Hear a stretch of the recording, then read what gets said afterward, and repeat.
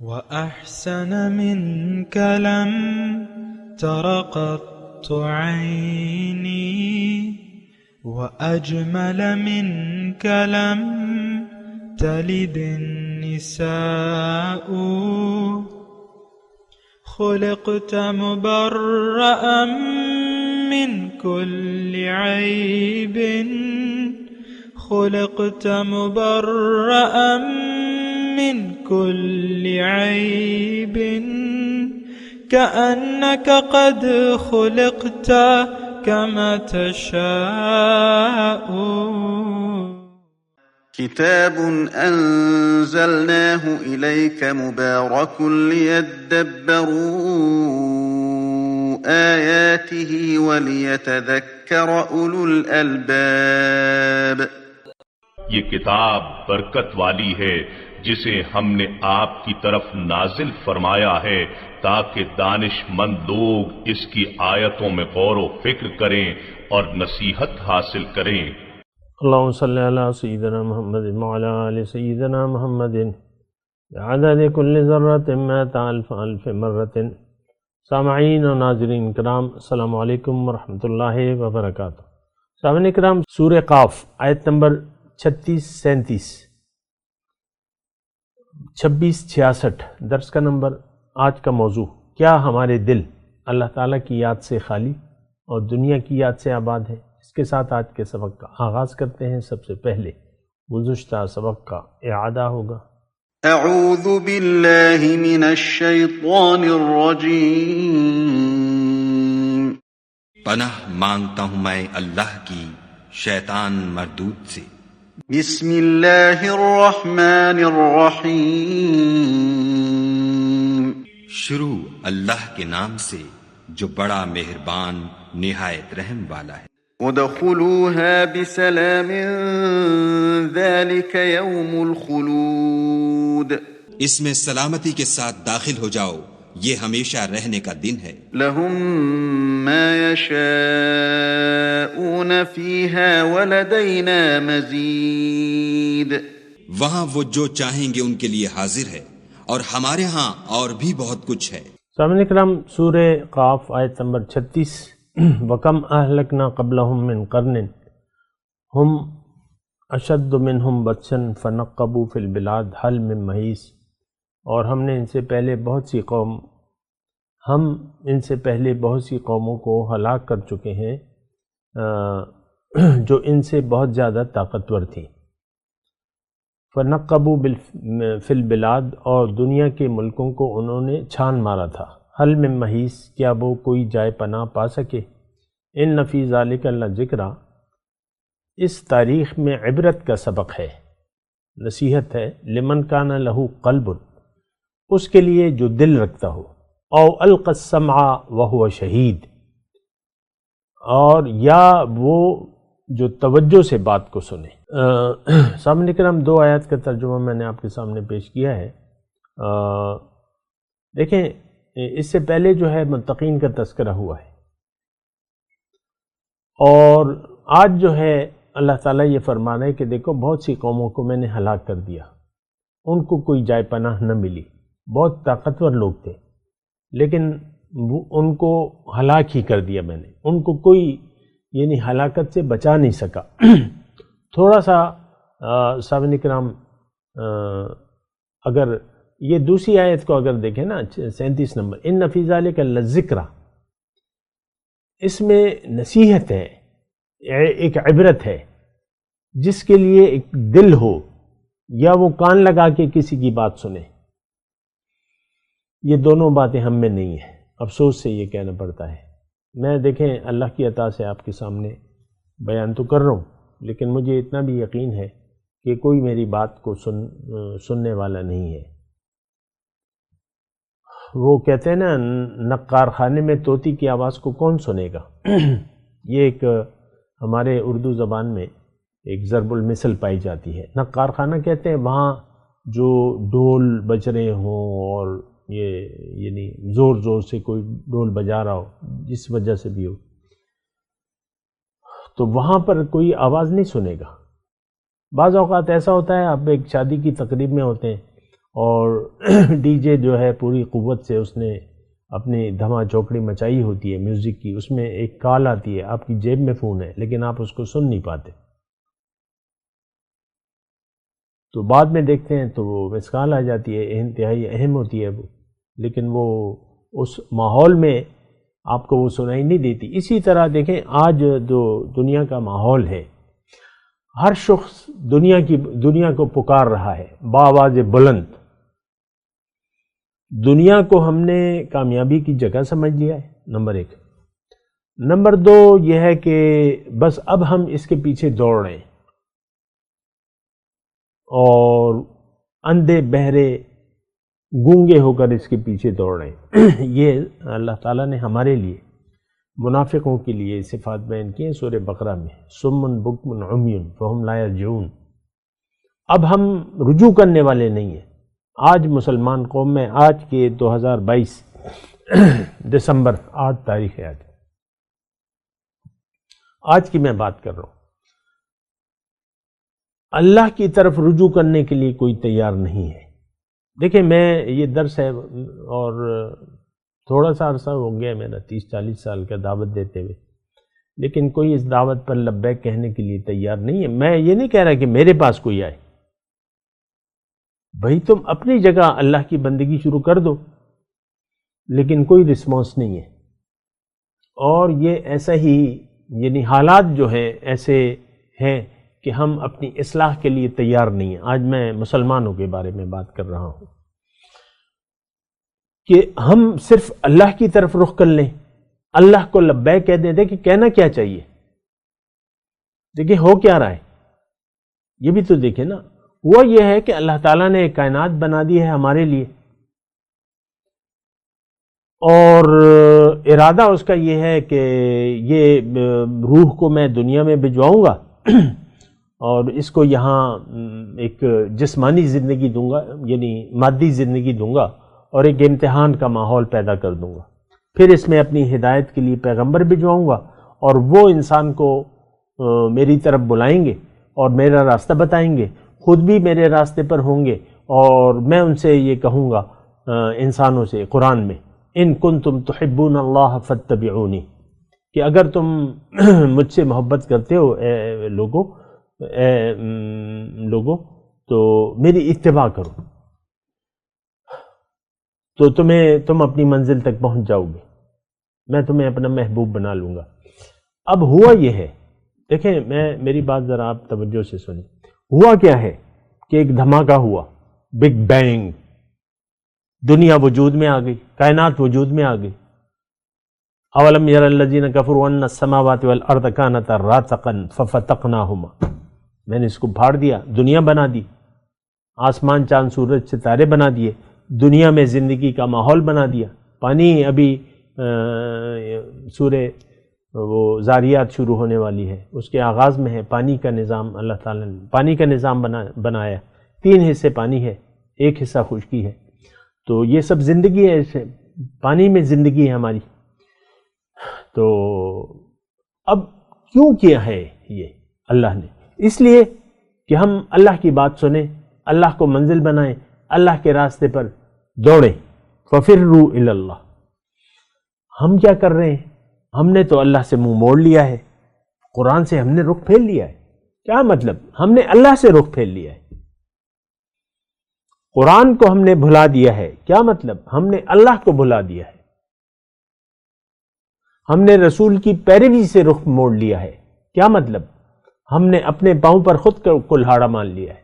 رسول کی پیروی تو دنیا اور آخرت میں زندگی کی کامیابی کے ضامن ہے، ہم نے اپنے پاؤں پر کلہاڑا خود مار لیا ہے۔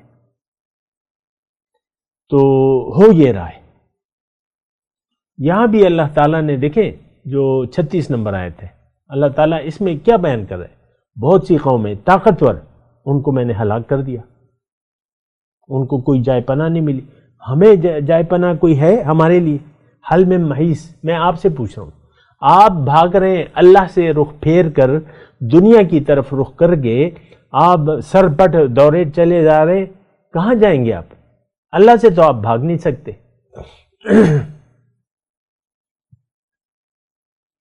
وہ سورہ اس میں ہے نا، سورہ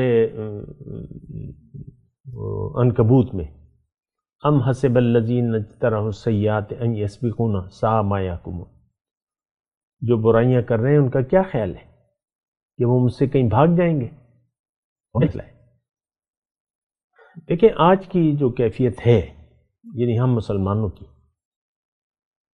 اللہ کی پکڑ کا تو ہمیں کوئی خوف ہی نہیں ہے، کوئی خوف نہیں ہے اللہ کی پکڑ کا، کہ اللہ تعالیٰ کی پکڑ میں ہم آئیں گے، یقینی نہیں ہے۔ ایک بات تو اس پہ بھی سوچے نا، اللہ کی پکڑ کے خوف سے بے نیاز ہو کر ہم زندگی گزار رہے ہیں، جبکہ اللہ تعالیٰ نے قرآن میں فرما دیا ہے نبئ عبادی انی انا الغفور الرحیم وان عذابی هو العذاب العلیم، خبردار کر دیجئے میرے بندو، نبئ عبادی۔ دیکھیں اللہ تعالیٰ نے ہم سے قرآن کے ذریعے باتیں کی ہیں، اپنے نبی کے ذریعے ہم سے بات کہلوا، نبئ عبادی۔ اب عبادی ایک یعنی بڑی رحمت کی صیغہ ہے، شفیق، مہربانی کا، میرے بندے ہیں یہ، لیکن انہیں یہ بتا دو کہ میں تو بخشنے والا مہربان ہوں، اگر تم میری طرف رجوع کر لو، مجھ سے معافی مانگو، مجھے منزل بنا لو، میرے راستے پر چلو، بلکہ دوڑو تو میں بخش دوں گا تمہیں۔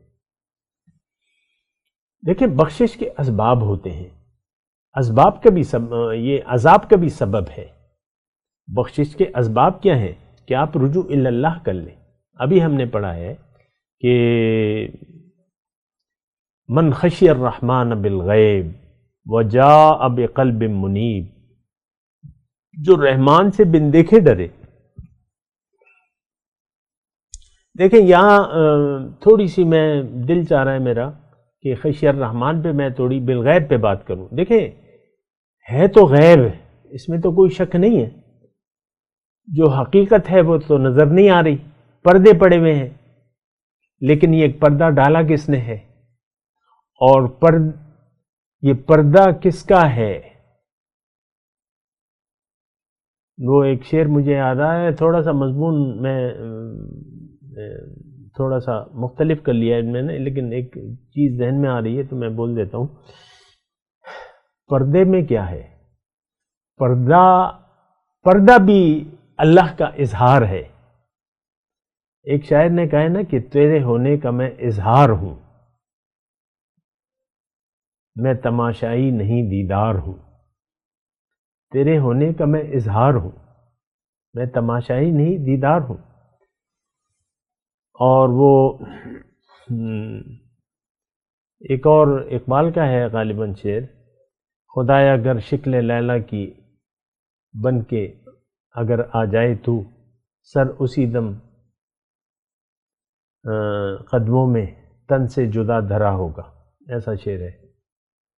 شکل لیلا، محبوب کی شکل میں، تو محبوب تو آ گیا ہے، محبوب کی شکل میں۔ محمد الرسول اللہ کون ہے؟ اللہ کا رسول ہے، اللہ کا بندہ ہے۔ تو اللہ تو شکل لیلا میں آ گیا ہے، محبوب۔ لا یؤمن احدکم حتی اکون احب الیہ من والدہ وولدہ والناس اجمعین۔ جہاں محبت اللہ سے شدید ہونی چاہیے، وہاں اللہ کے رسول سے بھی شدید محبت ہونی چاہیے۔ کیوں؟ کہ یہ اس کا نور ہے، اس کا رسول ہے۔ خدا تو نہیں ہے، لیکن خدا سے جدا بھی تو نہیں ہے، خدا کا نور ہے۔ تو بہرحال میں یہ ایک بات کہہ رہا تھا آپ کو، میں اپنے مضمون کی طرف آتا ہوں۔ کما اہلکنا قبلہم من قرن اشد منہم بطشا۔ دیکھیں اس میں تھوڑا سا مضمون میں کہنا جو چاہتا ہوں وہ یہ ہے کہ قرآن کا ہم مطالعہ ایسے نہیں کرتے جیسے کہ کرنا چاہیے۔ اب یہاں یہ آیت بیان ہو رہی ہے، تو ہم اگر تفسیر میں پڑھیں یا کسی سنیں تو اس میں کیا بس اللہ تعالیٰ تاریخ کا ایک واقعہ ہمیں بتا رہے؟ نہیں، ایسی بات نہیں ہے۔ ہمیں مجھ سے اللہ تعالیٰ مخاطب ہے کہ دیکھو تم جتنے بھی ظالم اور قہار و جبار ہو، یعنی اپنے آپ کو تم نے بڑا سمجھ لیا ہے۔ دیکھیں دراصل تو بڑائی ہے جو اللہ کے سامنے ہمیں جھکنے نہیں دیتی۔ ہم نے اپنے آپ کو اتنا بڑا تصور کر لیا ہے، میں نہیں مانتا، میں نہیں مانتا۔ یہ آج مسلمان کا قول ہے زبان حال سے کہ میں نہ اللہ کی مانوں گا نہ اس کے رسول کی مانوں گا۔ اتنا متکبر بن گئے آپ کہ نہ اللہ کی بات سننے کے لیے تیار ہے نہ رسول کی بات سننے کے لیے تیار ہے۔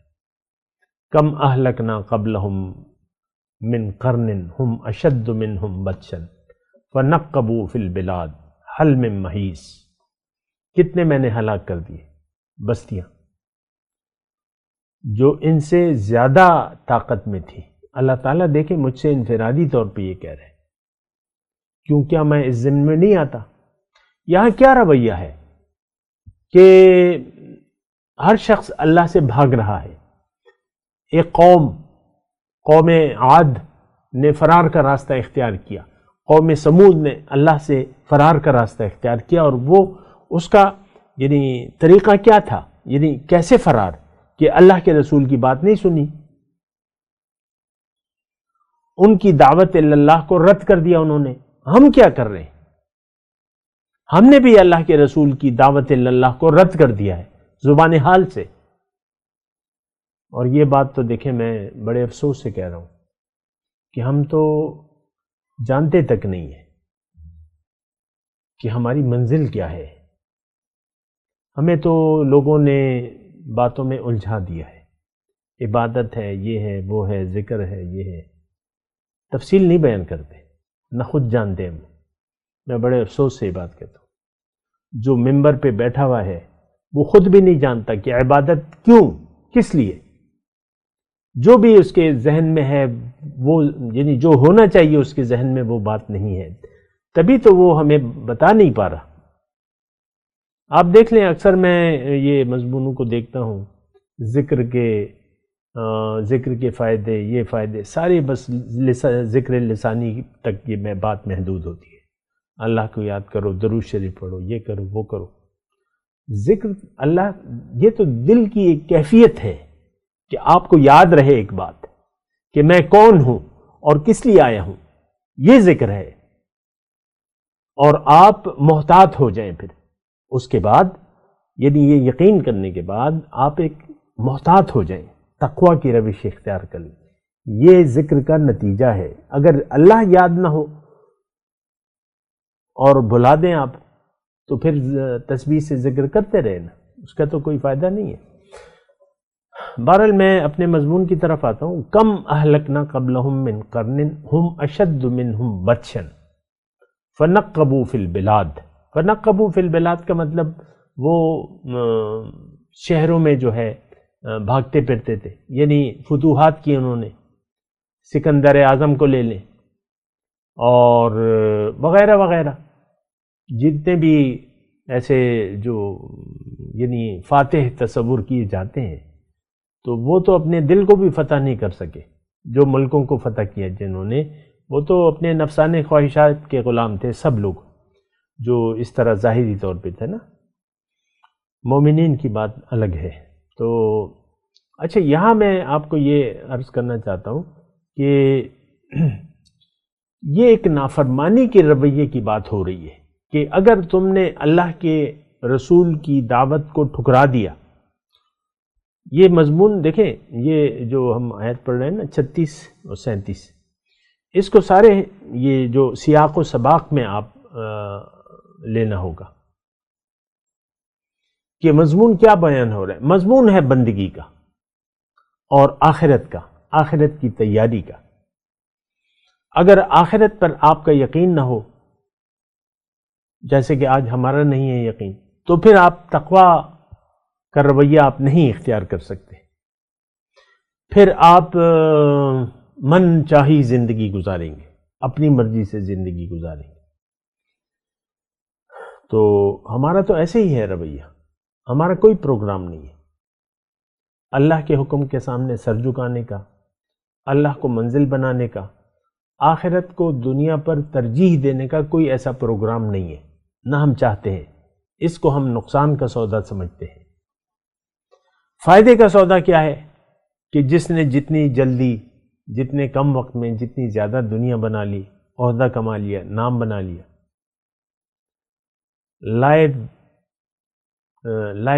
وہ ہوتا ہے نا life achievement award, life time, یہ ایسا کوئی نام ہے، وہ کس کو آپ دیتے ہیں؟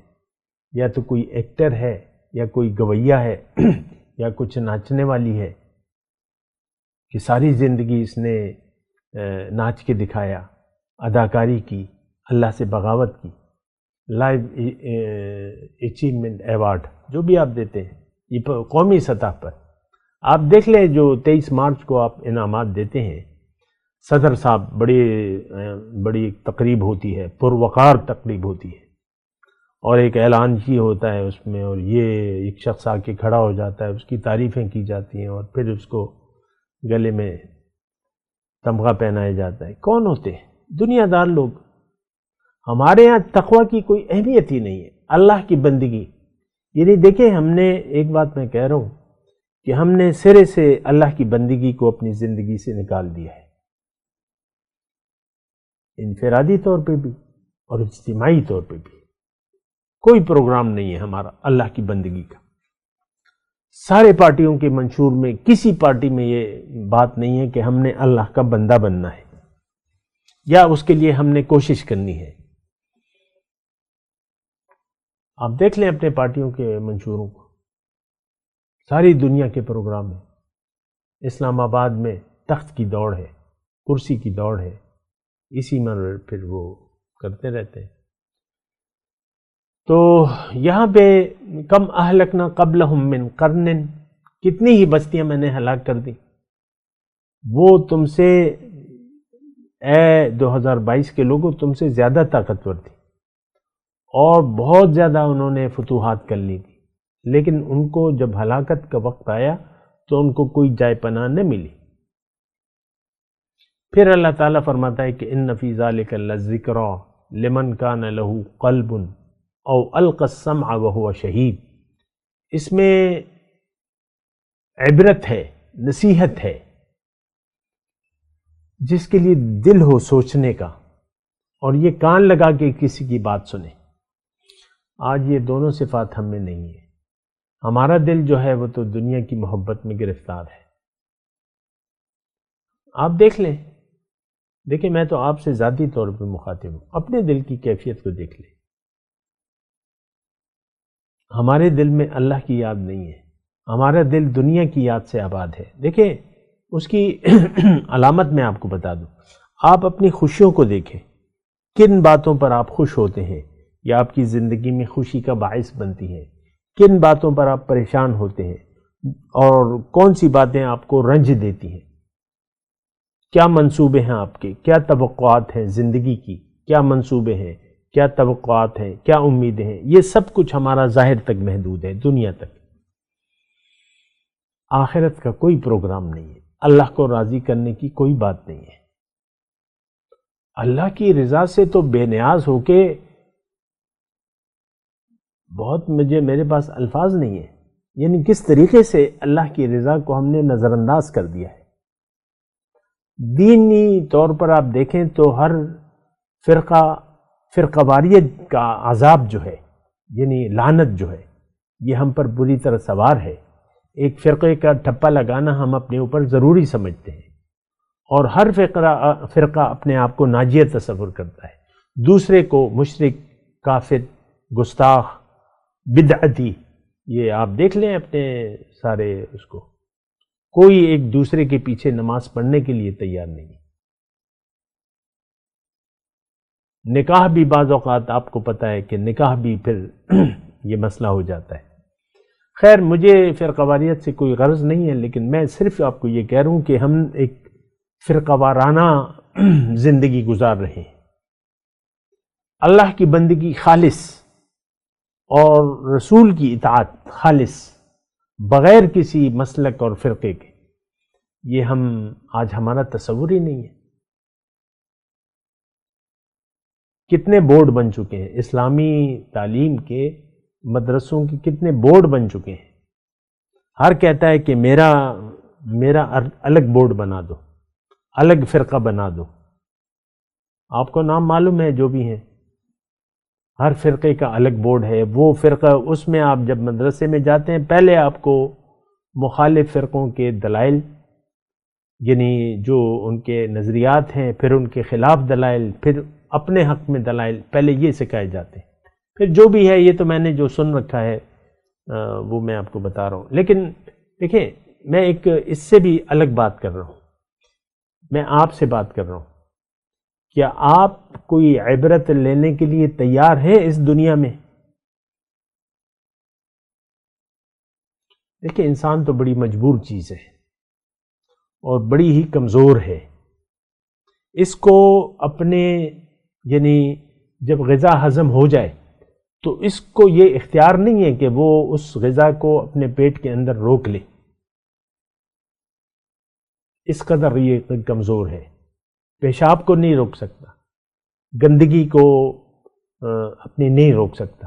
اس کے لیے بس اب میں آپ کی کمزوری کا، آپ کو اختیار ہی نہیں ہے اس کا.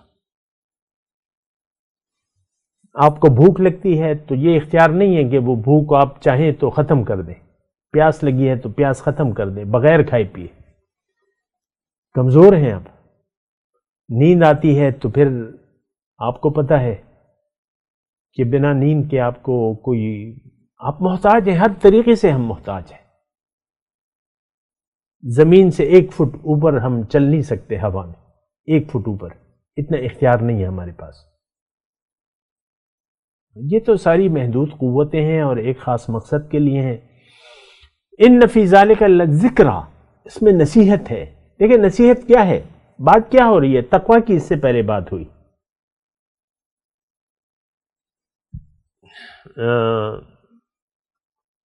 اور آخری اس میں کیا تھا؟ من خشی الرحمن بالغیب، جو رحمان سے بن دیکھے ڈرتا ہے.